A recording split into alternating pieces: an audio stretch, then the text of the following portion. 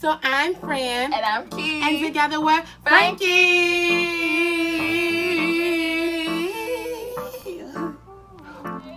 So today we're having a sleepover. Come join, get your PJs. Yes, come join Frankie's sleepover. Get your wine. Okay. So for this episode, we wanted to switch things up a little bit. And we want to talk about some real stuff. Some real life stuff. Today we're going to be talking about mental health. Self-care. Yes. Even though May was mental health awareness, we're still going to do it because it was just right there. You know what? Just right there. Yeah. And you know what? We should be talking about this all month long. Every month day of the year. How about that? Yes. Okay?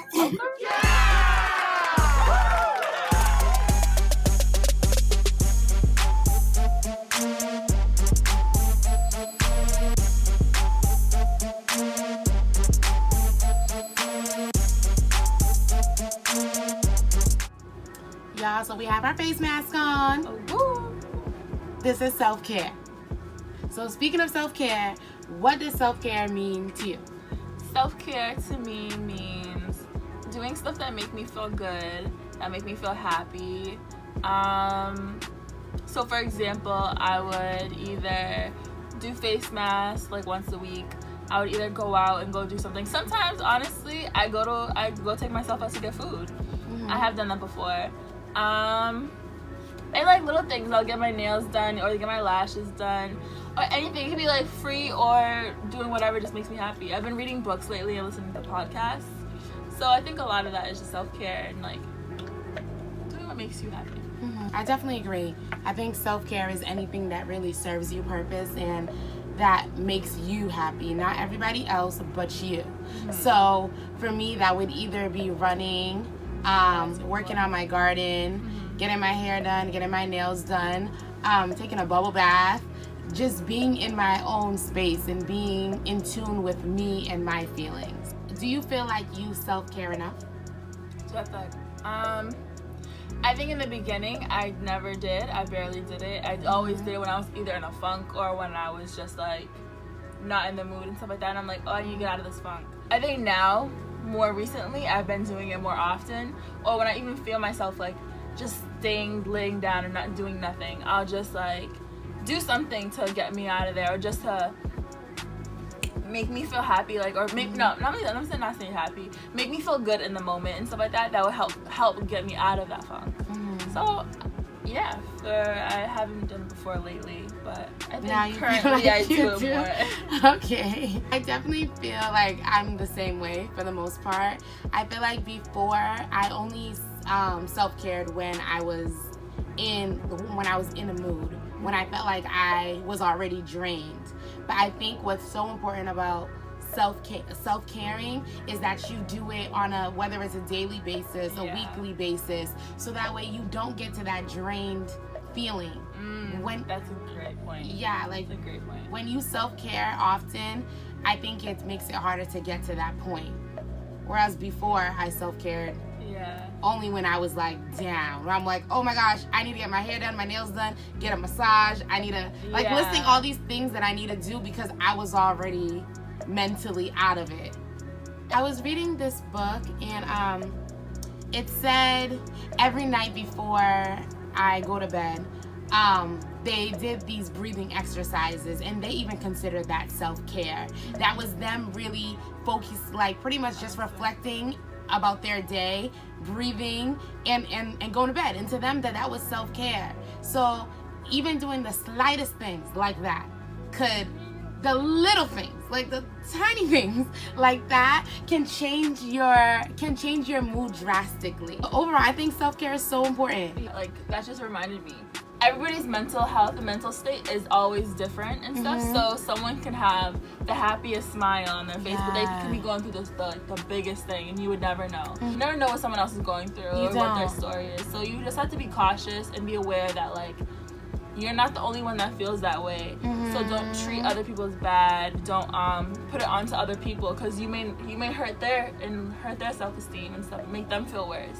You just never know. I'm so happy that you mentioned that you may not be the only one that feels that way, because I feel like in this decade, in this generation, I'm mad I said decade. I'm like, but in this generation, it's so easy to feel alone, especially with social media, Instagram, Twitter, Facebook, whatever the case may be, where people are constantly posting that they're traveling here, they're traveling there, they're doing this, they're doing that, and you're just watching. It's so easy to feel alone, but it's so important to realize that you're not alone. I'm pretty sure that majority of people that's within our age or even higher or lower, they've gotten to a point where they feel, whether it's funks or depressed or anxiety, insecurity. It's bound to happen living in a generation like this. And one thing about, like, that she brings up social media and stuff like that is, do not compare yourself to other people or their lives, because, like she said, people on social media, they show you what they want you to see. They're not gonna show you that something that they're going through, or like they can't pay this bill, they can't do that. So don't compare yourself to anybody else. Just know that you're. Actually, I was listening to this podcast earlier today. I feel like you're gonna say what I wanted to say. Go ahead. I was listening to this podcast earlier today. Actually, this is a really great point, and it was saying, like, there's this many people in the world. There's like 1 point something billion, or there's so many people in the world. And then there's just one Kiara in the world. There's one Francesca in the world. You have to realize that you are one individual out of all these people, and you should realize how unique you are. How, like, bringing yourself down and comparing yourself to all these other people and just seeing everything and stuff like that. It's just like, you have to realize that you're unique at the end of the day. You are made to be unique. Right. And you have a purpose as well. Another thing that I just want to bring off is with the whole comparison thing. You can't compare your seed to someone else's whole oak tree. Like, that's a good point as well. Each person has their own process. Each person has their own things that they go through, and you just can't compare it.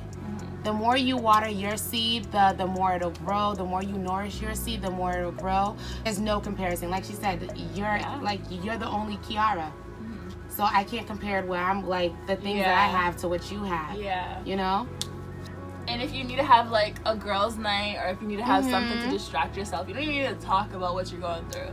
Just go hit up like a couple of your friends, have a night together, just like, oh, let's go do this, let's go do something like random that we never do. Just go be around people sometimes. Do you feel like you do that? Like, do you feel like when you're in your funk, do you feel like you reach out to people and stuff like that? To hang out wise, or just like on the phone? That happened the other day. I'm like, Kiara, come out for a run with me. And I'm like, no, I'm okay. Self-care, come on a run. I'm gonna clean my house. It's a learning process. It is. You're gonna take a couple steps back, but then you're also gonna take more steps forward. And I think it's so important to have friends who know you. Like, for real. Like, not know you just on a party basis, not know you just on a hello basis, but friends who really, really, really, really know you. Like, honestly. I agree with that. Because they're the ones that's gonna know when there's something off about you, for real. Okay. How does your skin feel? Honestly, that mask was so needed. Really? Like, I needed it. It definitely was. I feel refreshed. This is why we say self-care is so important. It's very important, This is why, like, just the feel of it is just great. I need to honestly probably do this like once a week. Yeah, if you like make it into your routine and making it into like something that you do like every consistently. week. Yeah, I definitely agree with you. And once something is like a routine, it becomes a habit. Yeah. Or did I say the wrong way? No, you're right. How do you think you can break the stigma of mental health? Honestly, I feel like we're already doing it. By talking about it, by doing this video, by like making it a conversation, we're one step closer to breaking the stigma. I definitely agree with that. I feel like so many people nowadays, they see mental illness or anxiety, depression, all of that as some type of cuss word or some type of bad word. Like a label too. Yeah, and it's like, why? I think that like people are scared of it, honestly. I feel like people are scared of having that label on them, like anxiety or like I have depression and stuff like that. I feel like people think that like you said, it's a cuss word or something, because like I think because like our older generations probably weren't open about it, but I think this younger generation is definitely like They're so okay, open about it. Yeah. Regardless, we're not alone in this. And I think in order for us not to feel alone, this is what we have to do. These are the conversations we need to have. Yeah. These are the cuss words we need to bring up.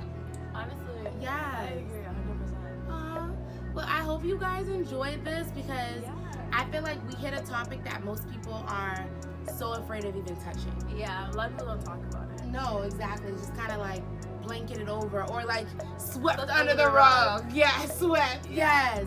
So like, thank you for joining, y'all. For real, thank you. Don't forget to like, subscribe, and comment, and turn your notifications on. You already know, turn it on. And share the video. Share the video. And follow us on Official Frankie. Yeah, it's me right there below. Don't forget to follow. Thank y'all. Bye.